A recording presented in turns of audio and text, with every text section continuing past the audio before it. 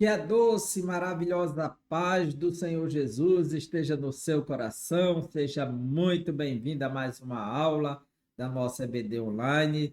Eu sou o professor Givanildo Tavares e vos falo aqui da Assembleia de Deus em Santa Rita, na Paraíba, que é liderada pelo pastor Djalma Silva. Nós vamos começar nesse trimestre, nesse novo ano, uma lição extraordinária tratando do tema o corpo de Cristo, origem, natureza e vocação da igreja no mundo. Olha que tema extraordinário.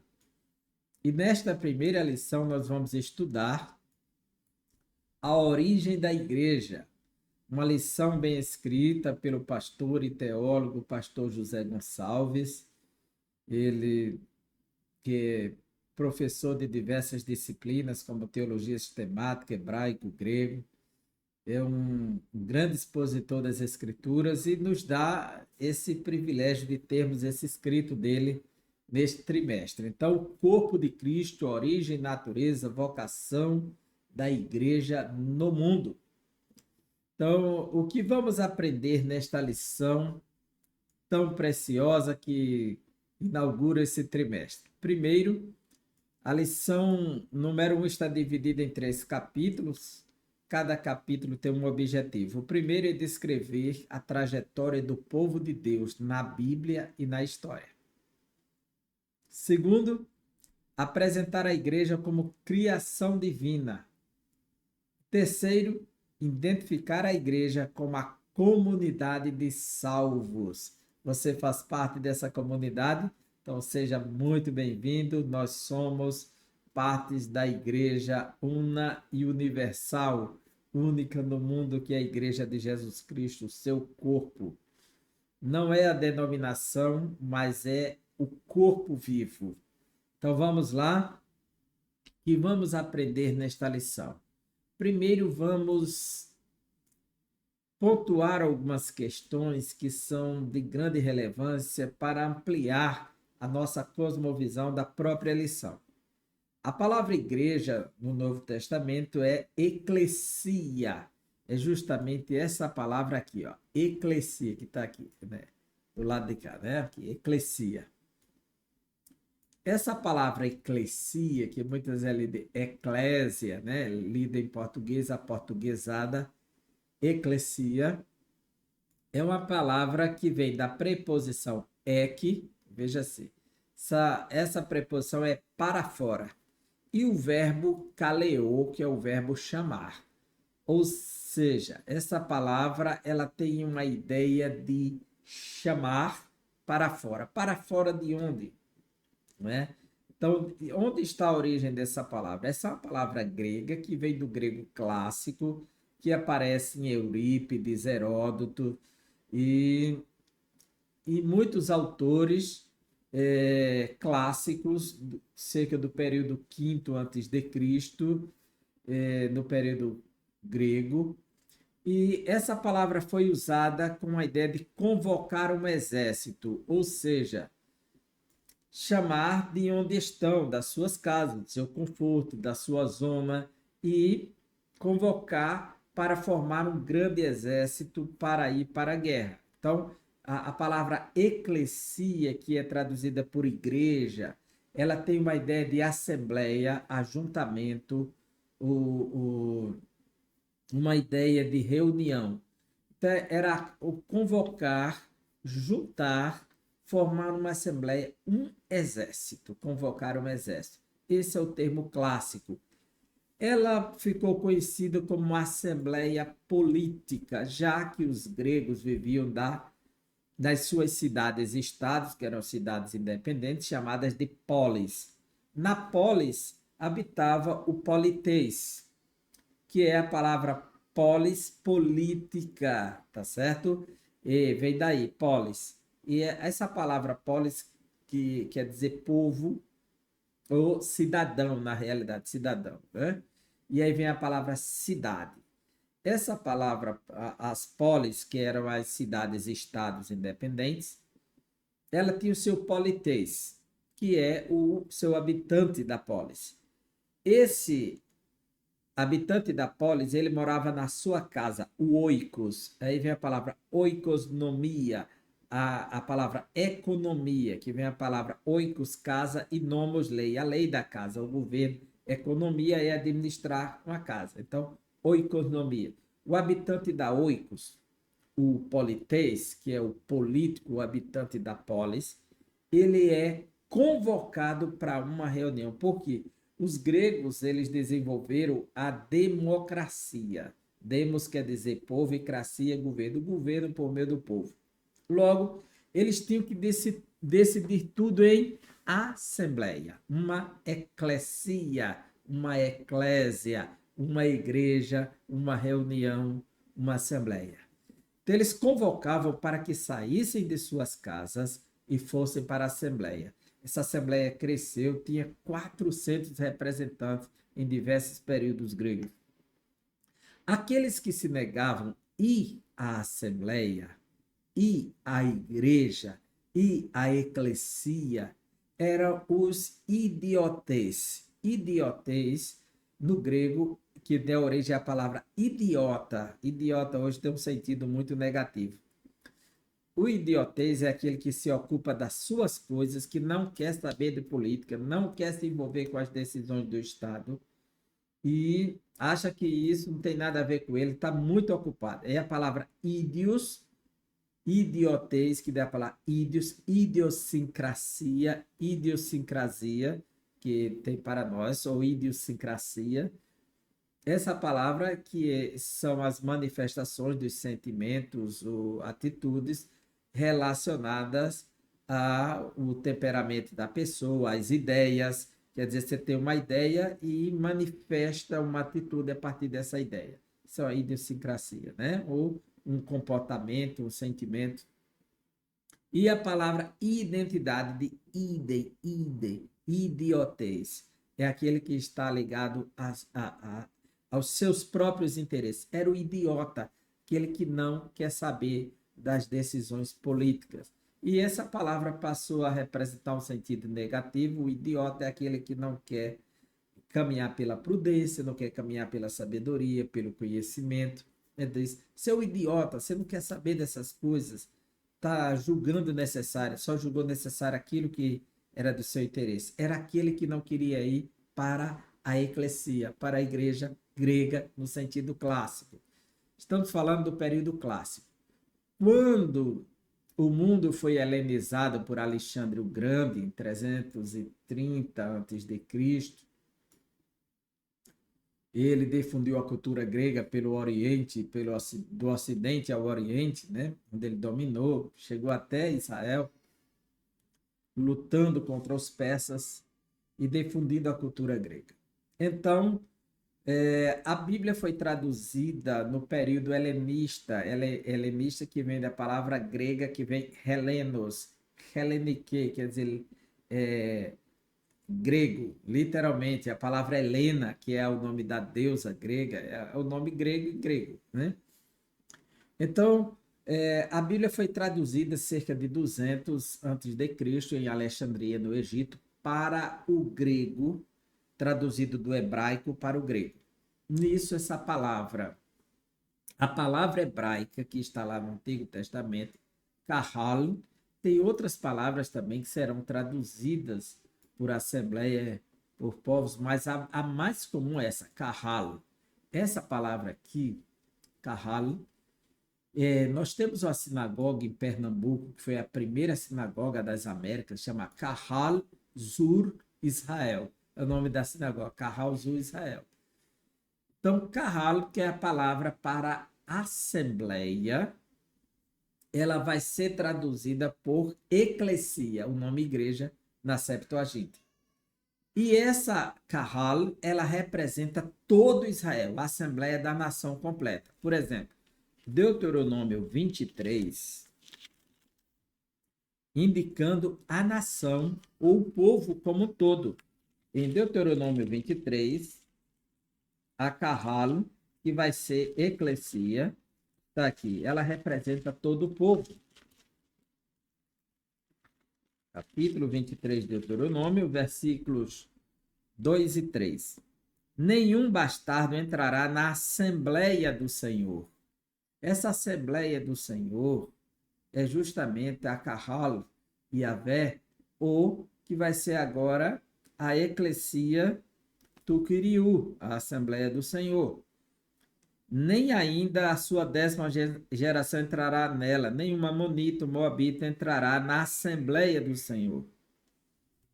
Tá, que ela representa o todo, ou seja, no meio do povo de Deus não vai entrar no meio da nação de Israel nenhum amonita para fazer parte. Ruth que vai quebrar essa regra dos amonitas e moabitas aqui, né? É a graça de Deus e a misericórdia. E ela representa o todo. Ela representa a reunião dos anciãos ou juízes de Israel. Essa palavra carral vai para o grego como eclesia. Então, eclésia aqui, igreja, ela é representante, significa apenas uma reunião das autoridades, das lideranças. Primeiro livro dos Reis, capítulo 8, o rei Salomão, ele faz uma convocação, né, para a inauguração do templo, e diz o texto sagrado: congregou Salomão os anciãos de Israel, todos os cabeças das tribos, os príncipes das famílias dos israelitas, diante de si em Jerusalém, para fazerem subir a arca da aliança do Senhor, da cidade de Davi, que é Sião, para o templo. Ou seja, ele reuniu, ele congregou os anciãos de Israel e todos os cabeças das tribos. Quer dizer, essa eclésia aqui é da liderança. Essa carral é da liderança. Ela representava uma assembleia pública, ou seja, tanto o povo de Deus como o não povo de Deus também, ou qualquer tipo de reunião. Inclusive o Salmo 107, 32, que é traduzido por eclésia, eclesia. Salmo 107, 32. Veja o que diz: exaltem-no também na assembleia do povo e o glorifiquem no conselho dos anciãos. Quer dizer, tanto a assembleia do povo quanto o conselho dos anciãos é uma eclesia. A Septuaginta traz essa tradução, você pode abrir a Septuaginta e olhar aí na internet, fica mais fácil hoje poder ter acesso aos textos gregos e hebraicos. Ela também, além de representar uma assembleia pública, né? Já foi convocar um exército, a assembleia política, agora é aplicada ao povo de Deus, a nação como um todo, só a parte da liderança, ou qualquer tipo de reunião. O Antigo Testamento também fala da assembleia dos ímpios, quer dizer, a eclesia dos ímpios, a assembleia dos ímpios, a reunião dos ímpios. No Novo Testamento, essa palavra aparece, eclesia, pela primeira vez no Evangelho de Mateus, capítulo 16, versículo 18. Logo, a primeira vez que ela aparece é tendo como seu principal portador, dono dela, que vai fundar uma assembleia, uma reunião, um agrupamento, um ajuntamento de pessoas. Ele vai chamar para si é Jesus. Logo, a primeira vez que aparece tem um sentido universal, porque ele fala de uma única assembleia, uma única igreja. Então, em Mateus capítulo 16, versículo 18, que é o texto clássico já para a origem da igreja, Jesus chegou em Cesareia de Filipe e fez uma pergunta: que dizem os homens ser o filho do homem? Aí uns disseram que é João Batista, Elias, Jeremias ou alguns dos profetas. E vocês, quem dizem que eu sou? Pergunta dele sobre a identidade dele. Quem eu sou? E Pedro responde debaixo da revelação do Espírito Santo: tu és o Cristo, filho do Deus vivo. Jesus responde: bem-aventurado és tu, Simão Bar-Jonas, que não te foi revelado nem pela carne nem pelo sangue, mas unicamente meu Pai. Por isso eu te digo: tu és Pedro, e sobre esta pedra, a pedra agora é a confissão de Pedro, que ele é, tu és o Cristo, o Filho do Deus vivo. Quer dizer, tu és o Messias, tu és o Filho de Deus. O Messias é divino, o Messias é Deus. Então, é nessa confissão de Pedro que ele vai fundar a igreja, em cima do Messias, que é o Filho de Deus, que é divino. Então, Jesus diz para ele em 16 e 18: também eu te digo que tu és Pedro, e sobre esta pedra edificarei a minha igreja, e as portas do inferno não prevalecerão contra ela. Inferno aqui é Hades, mundo dos mortos, ou seja, o mundo dos mortos não vai segurar a minha igreja. Eu vou ressuscitar e a minha igreja ela terá a garantia da ressurreição também comigo. Não diz respeito à perseguição, afrontas, que as portas do inferno não vão atacar a igreja. Não, não é esse o sentido. O sentido é que o mundo dos mortos, o Hades, que é traduzido aqui para o inferno, não vai prevalecer contra a igreja. A igreja vai vencer a morte, que Jesus vence o pecado, quem está em Cristo está perdoado, e o poder do pecado é a lei que condena por conta do pecado, e o poder da lei está na morte. Então, o salário do pecado é a morte. Então, a morte ela sustenta os pecadores. Então, a igreja redimida em Cristo, ele não vai segurar, a morte não vai segurar. As portas do inferno não prevalecerão contra a minha igreja. Então, Jesus só tem uma igreja. A minha igreja. Só tem uma igreja e nada mais. No mundo existem muitas denominações, mas Cristo só tem uma igreja. Então, a igreja universal está aqui, porque ele diz a minha igreja. Eu edificarei a minha igreja. Então, é possessivo. O verbo é futuro, edificarei, e é possessivo e é determinante aqui, que é uma igreja, a minha igreja. Então, ela é única, singular. Eu escrevi um texto, está no meu Instagram, Egivanildo, que diz sobre a igreja de Cristo, né? A verdadeira igreja. Então, eu mostro lá que é a igreja de Cristo nesse sentido, por ser uma igreja universal, mas não é a universal do reino de Deus. É a igreja da graça, mas não é a igreja internacional da graça. Ela é uma assembleia que pertence a Deus, mas não é a igreja evangélica Assembleia de Deus. Ela é batista por batizar, mas não é a igreja batista. Ela é presbiteriana porque ela tem estrutura com presbítero, mas não é a igreja presbiteriana histórica. Ela é católica por ser universal e ter sido fundada em Jerusalém, mas não é a igreja católica apostólica de Roma. Veja como ela é bem diferente. Ela é congregacional, que ela congrega o povo, mas não significa que é a igreja evangélica congregacional. A igreja de Cristo, ela é além de qualquer denominação, porque ela é única. Então, o texto aqui é que ela é universal. E no Evangelho, aliás, Lucas registrou em Atos dos Apóstolos, capítulo 9, mais uma vez a referência à Igreja Universal. Veja, 9:31. Ele diz assim: a igreja, não é as igrejas. A igreja, na verdade, tinha paz por toda a Judéia, Galileia e Samaria, edificando-se e caminhando no temor do Senhor e no conforto do Espírito Santo, crescia em número. Veja, a igreja, se a igreja fosse uma denominação, uma instituição, ela estaria presa só a Jerusalém. E ele não diz as igrejas de Jerusalém, Samaria, Judéia. Não, ele fala de a igreja. Ela é universal. Não interessa onde ela está, ela é a igreja. É a mesma igreja. Então, ele foi muito feliz em falar no singular aqui. Embora ele fale no plural depois, tratando de comunidades que representam tudo. A Assembleia, letra B aqui.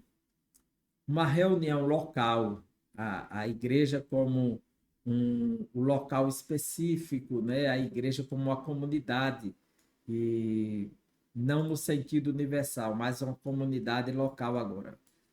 Então vamos ver em Atos capítulo 8, versículo 1, diz assim: E Saulo consentia na sua morte. Naquele dia levantou-se grande perseguição contra a igreja de Jerusalém. Ou seja, assim como tem a igreja de Jerusalém, tem a igreja de outros locais. A igreja aqui como comunidade local, a igreja local. Em Atos 13, versículo 1, diz assim: havia na igreja de Antioquia profetas, mestres. Veja, a igreja de Antioquia, a comunidade local. Atos 14, 23. Paulo diz assim: e promovendo-lhes em cada comunidade, a eleição dos presbíteros, depois de orar com jejuns, os encomendaram ao Senhor em que haviam crido. Então, a igreja como comunidade. A igreja, a palavra eclesia no Novo Testamento, que está em todos esses locais, eclesia. Agora, eclesia como a congregação de Israel. Aqui é uma citação do Antigo Testamento, Atos 7 e 38.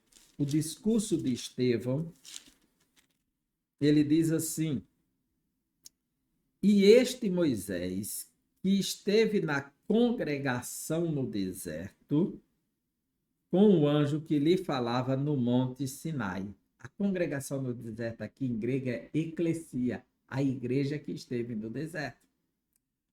Daí que surge uma interpretação que a igreja ela estaria já no Antigo Testamento. É bem verdade que esse conceito ele não tem o sentido técnico do Novo Testamento, tem mais de assembleia, reunião somente. Mas o termo ele vai ganhar força no Novo Testamento a partir do Pentecostes. Aí ela ganha uma nova dimensão. Por quê? A lição nos mostrará. Então vamos ver isso na lição. É muito importante ver esse aspecto. Então, o Israel do Antigo Testamento, como uma igreja, é o povo único. A igreja em Cristo Jesus, a igreja do novo pacto, a igreja do antigo pacto é Israel. A igreja do novo pacto são todos os povos, tribos, nações, línguas, todos reunidos em Cristo, redimidos pela fé em Cristo Jesus. Então, as assembleias públicas, no sentido secular, quer dizer, uma reunião de julgamento de tribunal. Atos, capítulo 19, nós temos aqui 32 e 39. Diz assim, no 32, uns, pois, gritavam de uma forma, outros de outra, porque a assembleia aqui é eclesia, se traduzir por igreja pode confundir. Então, a assembleia caíra em confusão e, na sua maior parte, nem sabiam por que o motivo estavam reunidos. 39. Mas, se alguma outra coisa pleiteiais, será decidido em assembleia regular. Quer dizer, que essa era uma reunião pública e jundicativa, né? Então, o termo eclesia tem diversos sentidos também no Novo Testamento. Agora, quando se aplica a pessoa de Cristo, a igreja, o corpo vivo, ela ganha um sentido superior. Por quê? Assim como a palavra espírito aparece no Novo Testamento com diversos aspectos. Pode ser um espírito maligno, pode ser o espírito do homem, pode ser o espírito de Deus. Tá? Então, não podemos fechar. Pode ser os anjos, né? Espírito. Texto áureo. E disse-lhes Pedro: arrependei-vos e cada um de vós seja batizado em nome de Jesus Cristo para o perdão dos pecados e recebereis o dom do Espírito Santo. Aqui há um texto clássico da formação da igreja, do crescimento da igreja. Primeiro, a pregação do evangelho chamada ao arrependimento. E aí vai acontecer a ideia da pessoa se arrepender, ser convencido pelo Espírito Santo de seus pecados e confessar. E passar pelo rito do batismo nas águas, embora que esse arrependimento tenha como consequência perdão de pecados e o dom do Espírito Santo, que é o selo. E o dom do Espírito Santo. Ser selado para pertencer a Deus, fazer parte do povo de Deus. E o batismo como meio de identificação com a pessoa de Cristo, a morte e ressurreição, conforme Romanos capítulo 6, 3 a 6. Então, a verdade prática nos diz, a igreja é a família de Deus. Está escrito em Efésios capítulo 2, e agora nós somos da família de Deus. Veja comigo. Efésios capítulo 2, diz assim, versículo 19. Assim já não sois estrangeiros e peregrinos, mas concidadãos dos santos, e sois da família de Deus. Então, a igreja é a família de Deus. E ela foi comprada com o sangue de Jesus e selada com o Espírito Santo. Então, ela pertence ao Deus triuno. Introdução. Uma rápida leitura do Novo Testamento é suficiente para percebermos o que a igreja é de fato e que importância ela tem. Para os apóstolos e os primeiros cristãos, a igreja era relevante. Paulo, por exemplo, a denominou de coluna e firmeza da verdade. E Pedro a chamou de geração eleita. Hoje nós vivemos numa geração de pessoas que eles estão muito mais preocupados com a denominação, o nome, e às vezes está cansado da própria denominação, da instituição, que não consegue enxergar a igreja como corpo vivo e só enxerga a instituição. Ou seja, essa lição ela vem para descortinar, ela vem para abrir os olhos de muitos e para trazer um novo olhar sobre a igreja, para que se valorize mais a sua comunidade, a sua comunhão, pelo fato de estar na igreja e ser a igreja. O que transcende a própria realidade denominacional, institucional, está fazendo parte do corpo vivo do Senhor, que é a igreja. E ela está sendo representada na instituição. A importância da instituição, da denominação, é como um instrumento catalisador das doutrinas, dos princípios, dos valores da fé cristã. Então, isso é muito importante aqui. Então, nesta lição, mostraremos o que a Bíblia de fato revela sobre a Igreja de Deus. Veremos que a eclesia, a Igreja de Deus, longe de ser meramente uma associação de pessoas, é uma instituição divina. Então, vamos lá. O povo de Deus na Bíblia e na história. No Antigo Testamento, a palavra kahal, em hebraico, significa o povo reunido, em Deuteronômio 4 e 10. Significa a congregação do povo, em Juízes 20, versículo 2. Significa multidão, em 1 Samuel 17, 47. Significa congregação, 1 Reis 8 e 22. Significa congregação de Israel, primeiro livro das Crônicas 13 e 2. Grande ajuntamento, Neemias 5 e 7. Veja como esse termo ele é amplo. Então, o termo hebraico kahal é usado para se referir a tudo isso, a esse ajuntamento do povo de Deus debaixo do antigo pacto. É o povo da antiga aliança. Nesse aspecto, o seu uso é de uma convocação para uma assembleia ou o ato de reunir-se em assembleia. Dessa forma, a Carral é descrita como povo reunido, a congregação do povo. Esses são os termos. O termo Carral, portanto, no contexto do Antigo Testamento, se refere a Israel étnico, a nação, uma nação que se ajuntava ou reunia tanto com fins culticos ou não, com o propósito de cultuar ou não. Também se aplica aos ímpios, viu? A Assembleia dos Ímpios. Esse termo não é só a Israel. Mas quando diz a Assembleia do Senhor, se refere exclusivamente a Israel.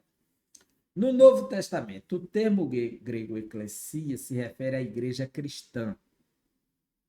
Muitas vezes as pessoas usam essa palavra para dizer chamados para fora do mundo. Não é verdade. Jesus disse: Pai, eles estão do mundo, mas do mundo não são. Não peço que os tires do mundo, mas que o livres do mundo. Então ele não mandou tirar do mundo. Mandou, não é, estar no mundo e não ser do mundo. E orou para que Deus guardasse os seus do mundo. Então não é sair do mundo. Estão pegando muito ao pé da letra a palavra que é sair, e kaleo, chamar. Então, chamar para fora, né? Que a ideia de, de- do para fora da preposição ek, e o verbo kaleo. Nem sempre, literalmente, significa chamar para fora. Significa uma assembleia, é a ideia de estar fora daquele contexto onde estava. Como eu disse, falei no início, sair de suas casas e se reunir na praça, que era a ágora, né? Para os gregos, na ágora, na grande praça, para tomar as decisões. Então, essa reunião agora é sair de todas as nações e se unir em Cristo.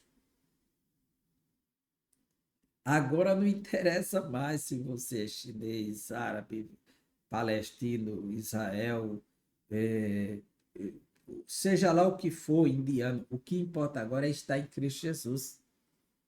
Todos se tornam um em Cristo Jesus.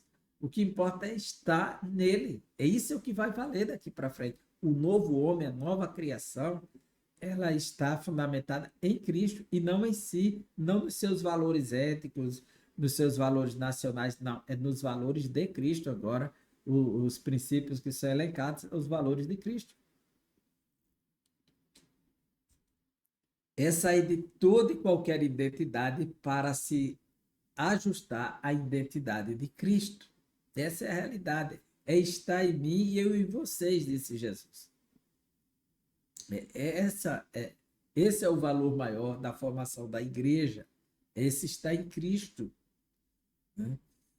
Então, eclesia tem o sentido secular e o sentido sagrado.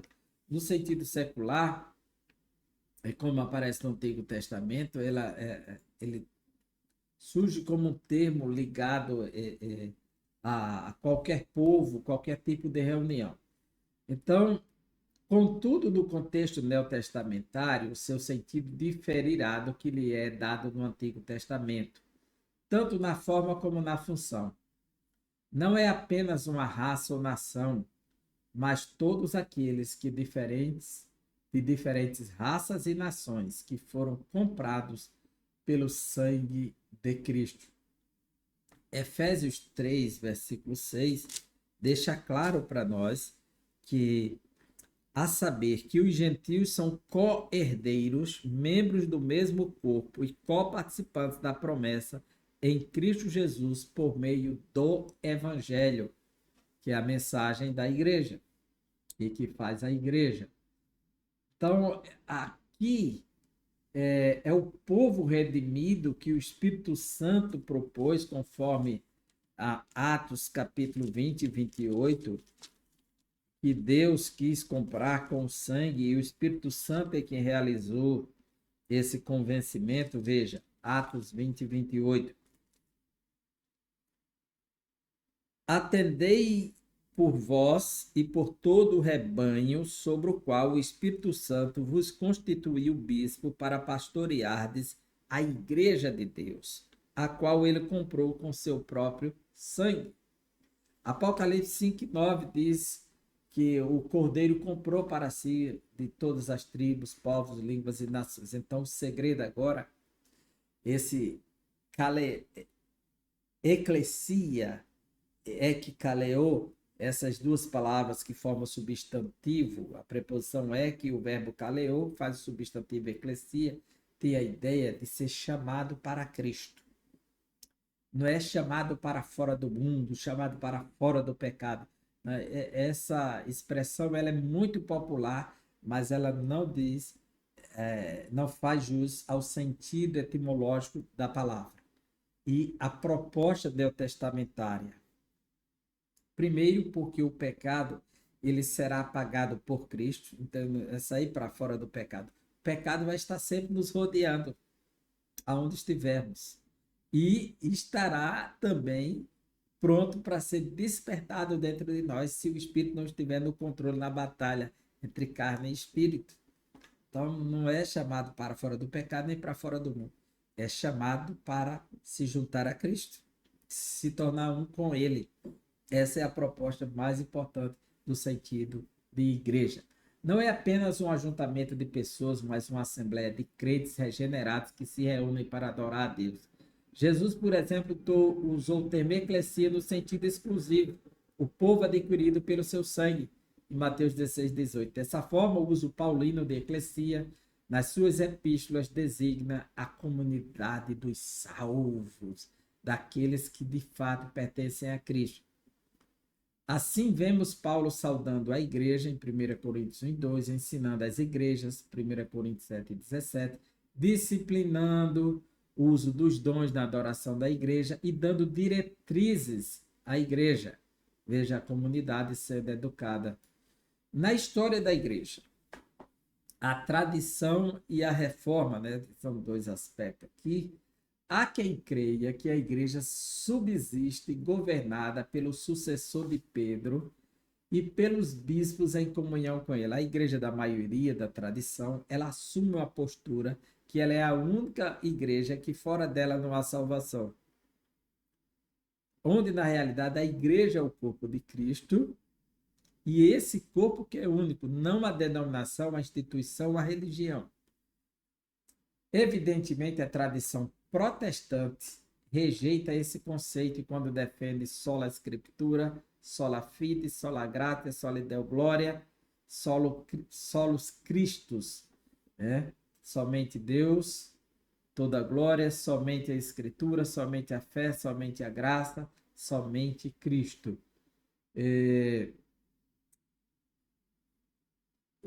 Após a reforma do século XVI, a tradição protestante procurou dar um sentido bíblico e mais preciso a respeito do que a igreja é de fato. Então, já vem com a ideia de a igreja como sacerdócio universal. Todo cristão agora é o povo sacerdotal, né? E em uma grande denominação protestante histórica, a igreja é definida como uma congregação local de pessoas regeneradas e batizadas após a profissão de fé.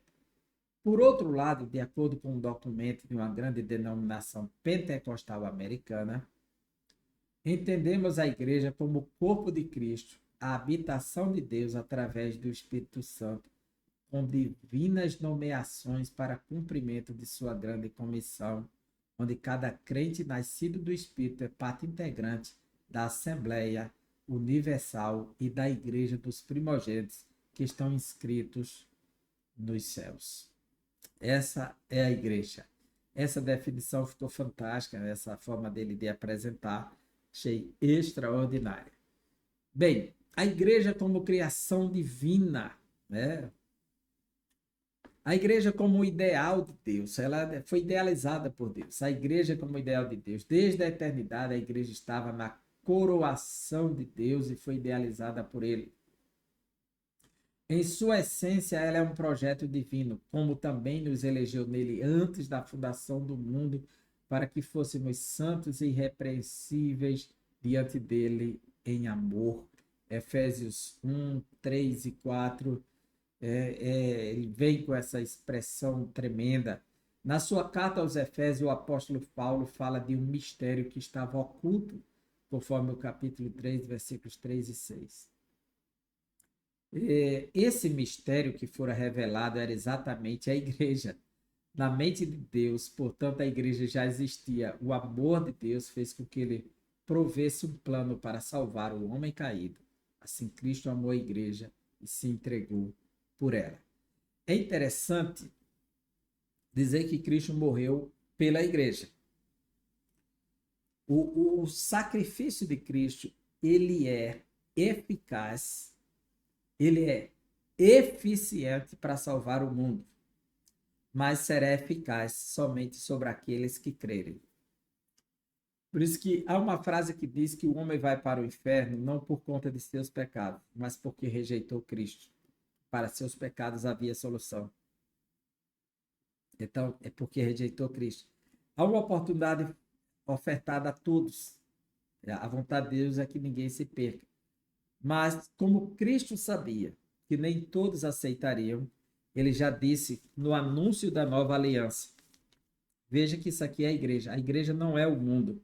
A igreja são os salvos. Por isso que Jesus diz perfeitamente em Mateus 26, versículo 28. Porque isto é o meu sangue, o sangue da nova aliança, derramado em favor de muitos para a remissão dos pecados. Por que ele não disse de todos que a salvação seria universalista? Todos teriam que ser salvos. Estaria garantida a salvação para todo mundo.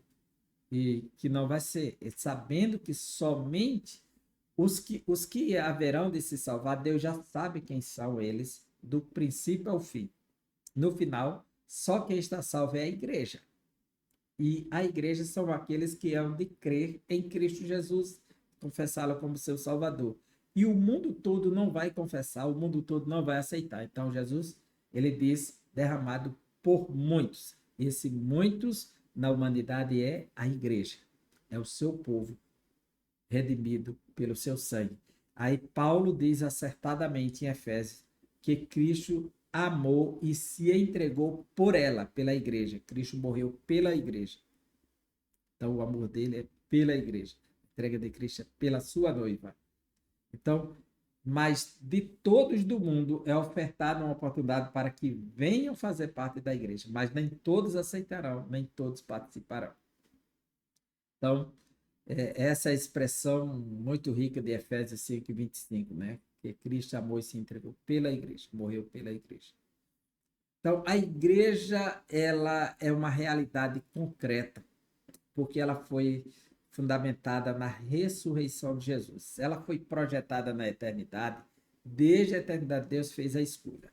Conforme Efésios nos diz aqui, né, 1 e 3, bendito Deus e Pai de nosso Senhor Jesus Cristo, que nos tem abençoado toda sorte de bênção espiritual nas regiões celestiais em Cristo, e assim como nos escolheu nele antes da fundação do mundo, para sermos santos e irrepreensíveis perante ele em amor. Quer dizer, nem fundou o mundo foi criado.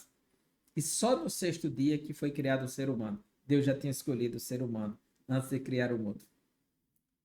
E isso é tão claro que em Atos dos Apóstolos, capítulo 5, quando começa o crescimento, veja só, Atos 5, versículo 14. Diz assim, e crescia mais e mais a multidão de crentes, tanto homens como mulheres, agregados ao Senhor. Crescia agregados ao Senhor.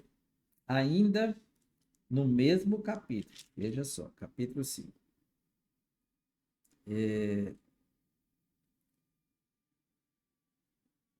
Ainda nesse mesmo capítulo, vamos ler aqui agora, capítulo 5 da carta aos Efésios.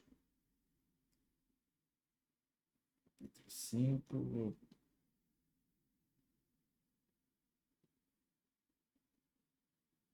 Capítulo 5.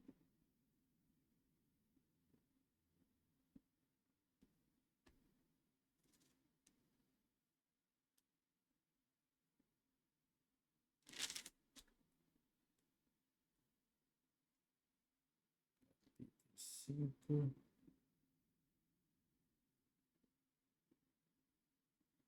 Capítulo 5.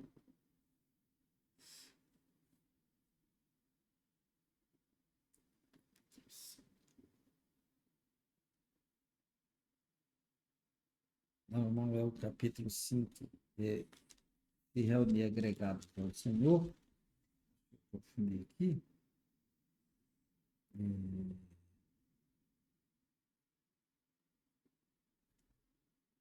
O Senhor, ele acrescentava aqueles que criam. Capítulo 2, versículo 47. Louvando a Deus e contando com a simpatia de todo o povo, enquanto isso, acrescentava-lhes o Senhor dia a dia os que iam sendo salvos. Então, a igreja ela está sendo reunida, né? Está sendo chamada à salvação, e quem for a igreja de fato vai responder no final a salvação de Deus. Capítulo 13, versículo 48. 13:48 diz assim: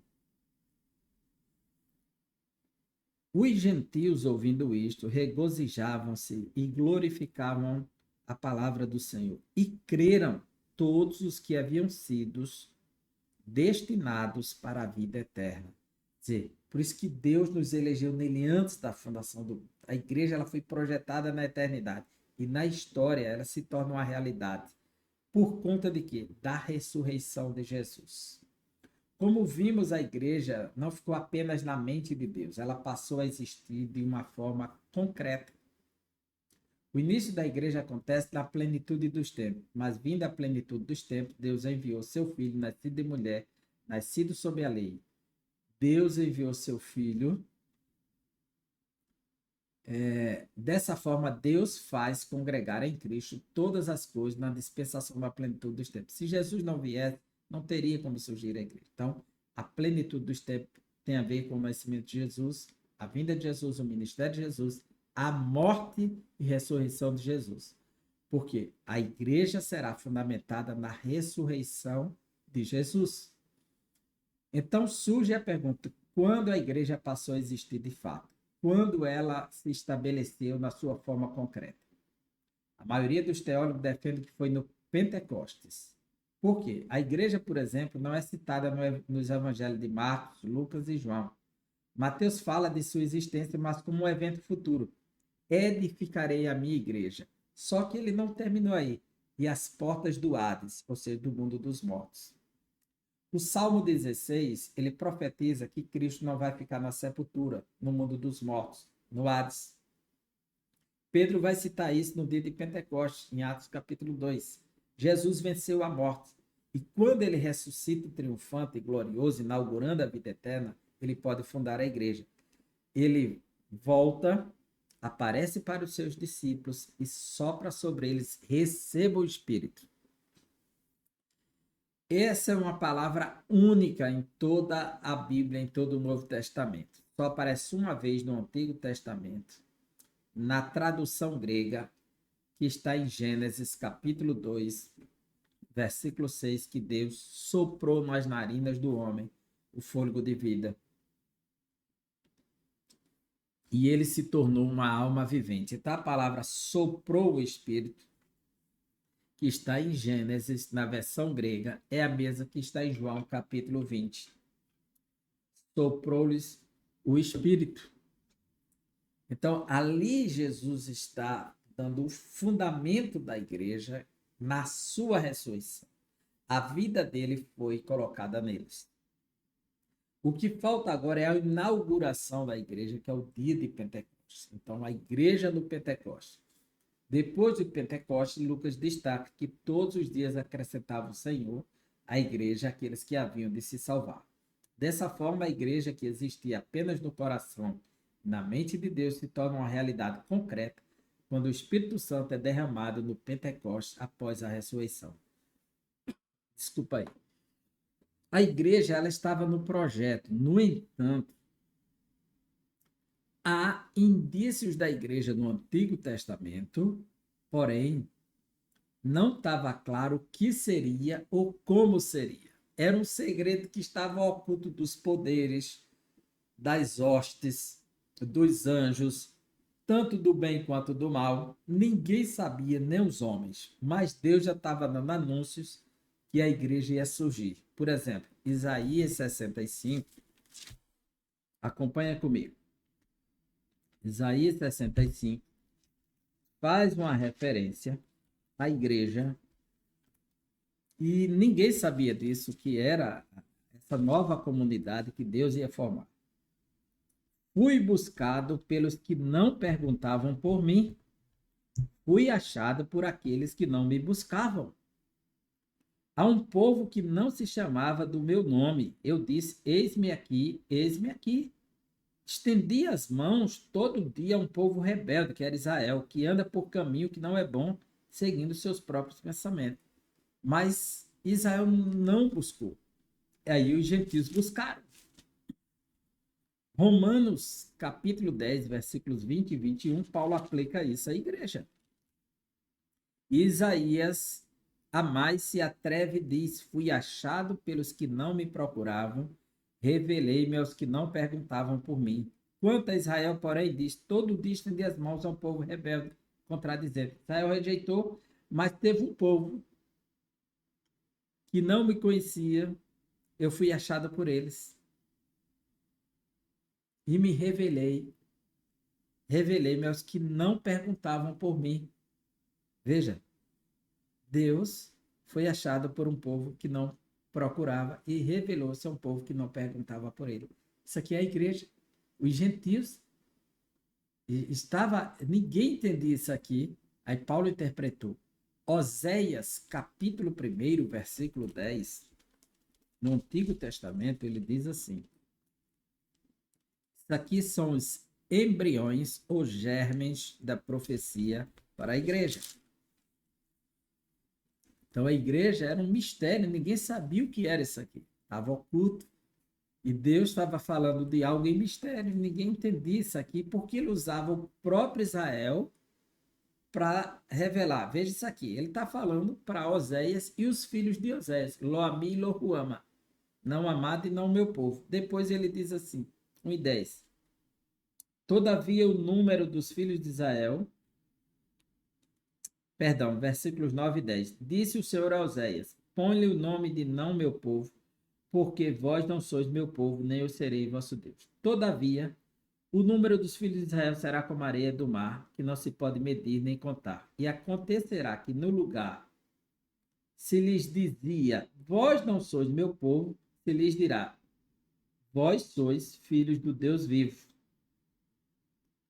Olha, agora Deus assume a postura que serão filhos do Deus vivo. Agora ele assume esse povo para si. Ele foi prometido que ele assumiria esse povo.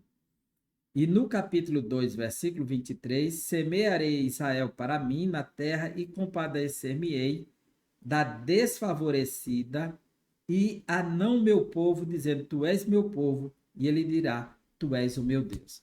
Agora, veja Romanos 9, 25 e 26. O que Paulo nos diz? Assim como também diz em Oséias, chamei povo meu ao que não era meu povo, e amada que não era amada. No lugar que se lhes diz, vós não sois meu povo, ali mesmo serão chamados filhos do Deus vivo. E aí ele ainda continua do capítulo 1 de Oséias, mas relativamente a Israel, dele... Não, clama Isaías, já é outro texto, né? Veja que a proposta da igreja ela está no Antigo Testamento, agora velada. Como é que Deus ia arrancar de Israel a igreja? Por isso que Paulo mostra que Deus tem um Israel dentro do Israel, que é o Israel eleito pela graça.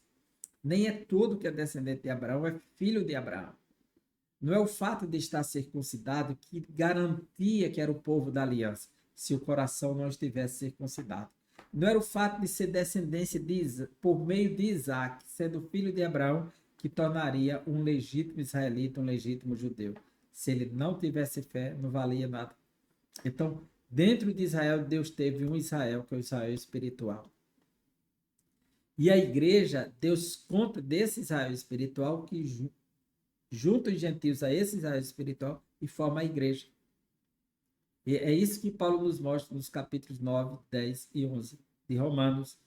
E aí Deus vai restaurar o Israel futuro que ele fez adormecer, né? Porque tem o Israel do Israel. Em Joel, capítulo 2, 28 e 29, há uma promessa que é a inauguração da igreja. E ela é dada ao povo judeu, e por isso que a igreja ela é inaugurada por cerca de 120 judeus. Ela é inaugurada com judeus depois que chega para os gentios, mas ela é inaugurada entre os judeus. Mas a promessa já está lá em Oséias. Não é, Oséias, não, Joel, capítulo 2, 28 e 29, é muito claro isso aqui. Isso aqui diz respeito à inauguração da igreja. Veja como a igreja, que há quem diga que não há nenhuma referência para a igreja no Antigo Testamento. Então, é impossível isso, porque Oséias é muito claro. A inauguração da igreja está aqui, né? 2, 28 e 29. E acontecerá depois que derramarei o meu espírito sobre toda a carne. Vossos filhos e vossas filhas profetizarão, e vossos velhos sonharão, e vossos jovens terão visões. Até sobre os servos, sobre as servas derramarei o meu espírito naqueles dias.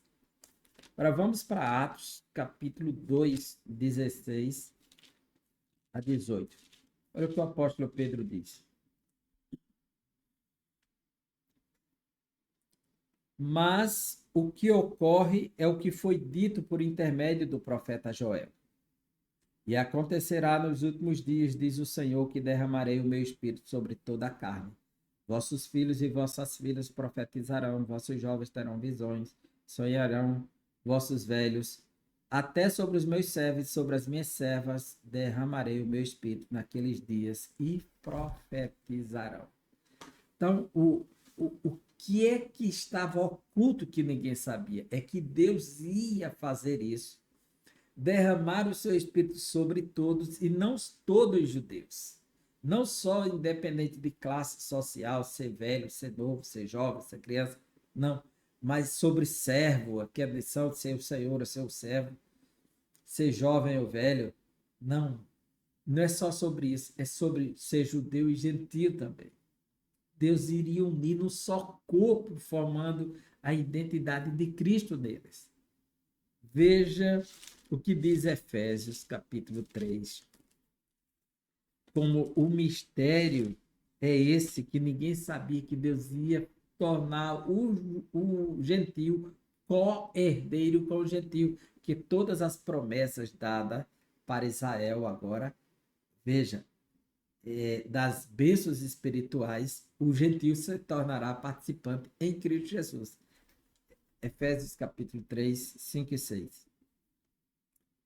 O qual em outras gerações não foi dado a conhecer aos filhos dos homens, como agora foi revelado aos seus santos apóstolos e profetas no Espírito, a saber que os gentios são co-herdeiros, participam da mesma herança, membros do mesmo corpo e co-participantes da promessa em Cristo Jesus por meio do Evangelho.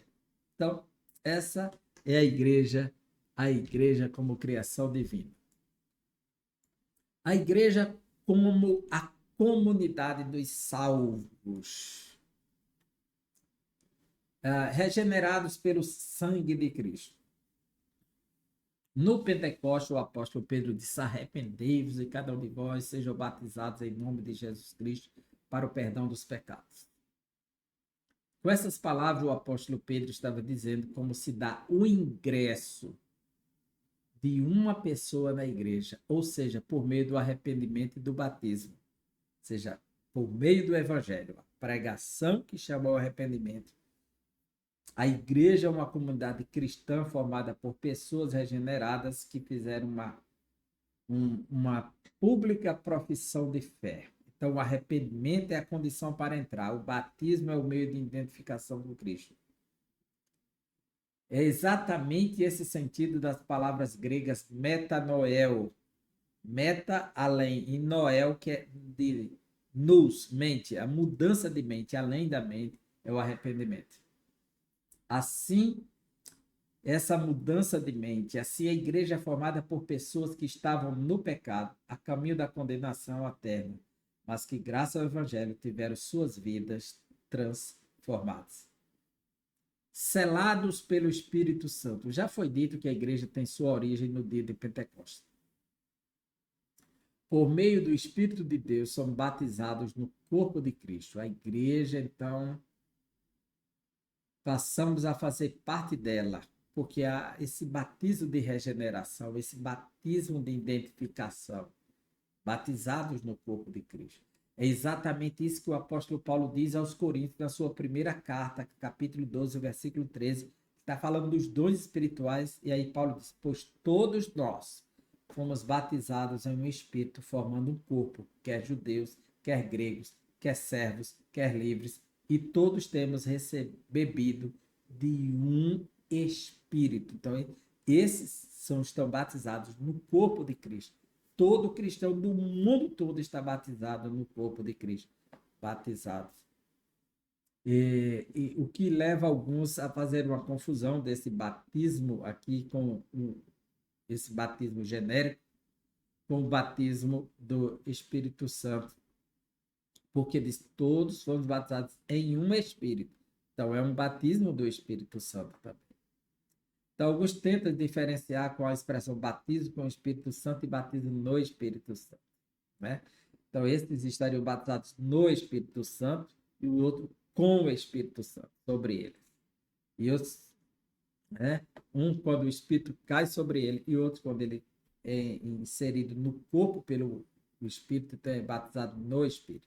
O outro com o Espírito. Mas não tem tanta relevância essa questão, né?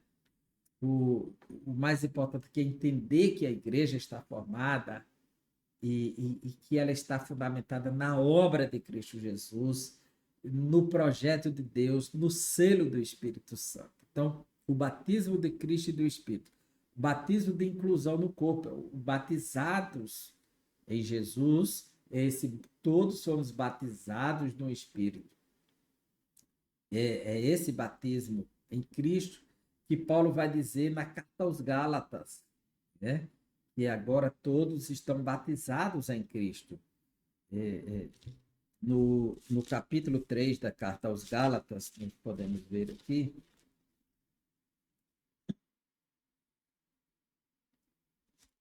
capítulo 3,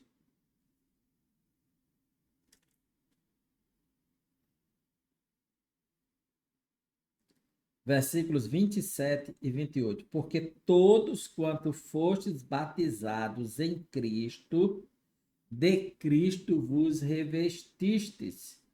Dessarte não pode haver judeu, nem grego, nem escravo, nem liberto, nem homem, nem mulher, porque todos vós sois um em Cristo Jesus. Tá batizado em Cristo é um batismo no Espírito. Agora, o batismo de capacitação, que é o batismo com o Espírito Santo, que é o revestimento de poder. Esse batismo da inclusão no corpo é o batismo em Cristo, que é o batismo no Espírito, que é um batismo de Deus. Não deixa de ser, porque está no projeto do Pai, do Filho e do Espírito Santo. E esse batismo da capacitação para ser testemunha de Jesus. Conclusão. Nesta lição, vimos como surgiu a igreja fundada por Jesus Cristo. Ela existiu primeiramente no projeto divino. Deus nos elegeu nele antes da fundação do mundo, até se estabelecer no Novo Testamento após a morte e ressurreição de Cristo e a infusão dos cristãos no corpo de Cristo por meio do Espírito Santo. A igreja, portanto, não foi idealizada por homem algum, nem tampouco está fundada sobre teses humanas. O seu fundamento é Cristo, que é a cabeça da igreja. Por isso, é um grande privilégio fazer parte da igreja, o corpo de Cristo. Muitas pessoas estão preocupadas em se orgulhar porque faz parte da denominação A, denominação B, denominação histórica, faz parte da igreja reformada, da igreja tradicional, da igreja pentecostal. Nada disso. Tudo orgulho humano, besteira humana. Tolice humana. Se não estiver em Cristo, não vale nada essas coisas. Se não estiver nascido de novo, não tem valor nenhum essas coisas. O que tem valor é estar em Cristo Jesus e ser uma nova criatura. E aqui nós finalizamos a nossa primeira lição. Que Deus abençoe. Te aguardo para a próxima lição, fazermos um estudo. Um grande abraço, boa aula para você e um feliz ano novo para você.